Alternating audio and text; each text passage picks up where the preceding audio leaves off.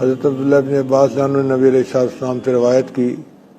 کہ فقیہ واحد اشد علی الشیطان من الف عابد، کہ ایک فقیہ، ایک عالم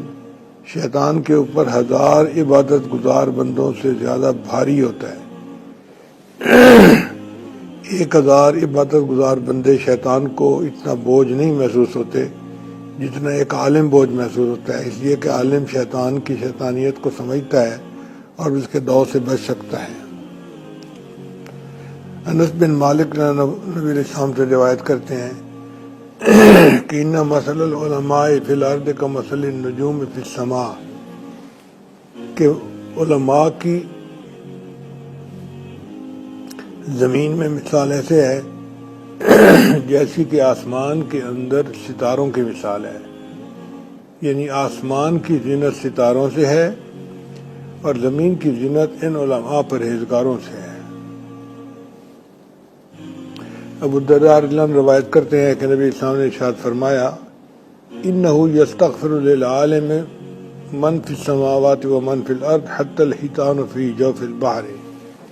کہ عالم کے لیے زمین اور آسمان میں جو کوئی بھی ہے وہ استغفار کرتا ہے، حتیٰ کہ دریاؤں کے اندر مچھلیاں بھی اس کے لیے استغفار کرتی ہیں۔ اس سے اندازہ لگائیے کہ اللہ رب العزت کی نظر میں علماء کی کتنی اہمیت ہے کہ اللہ کی مخلوق بھی ان کے لیے استغفار کر رہی ہوتی ہے۔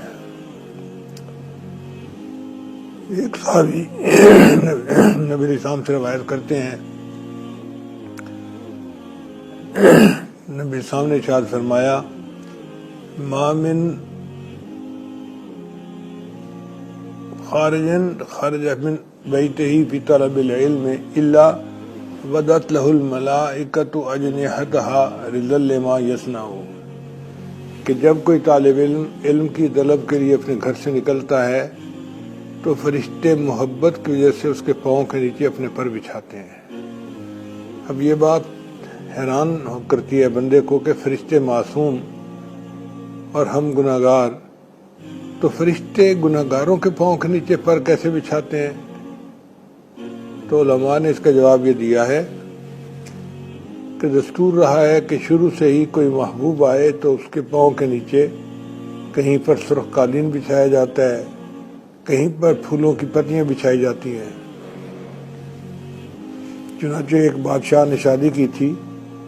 تو دلہن جس راستے سے آنا تھا اس نے کئی من پھولوں کی پتیاں اس راستے کے اوپر بچھائیں کہ میری دلہن ان پھولوں کی پتیوں کے اوپر چل کے آئے۔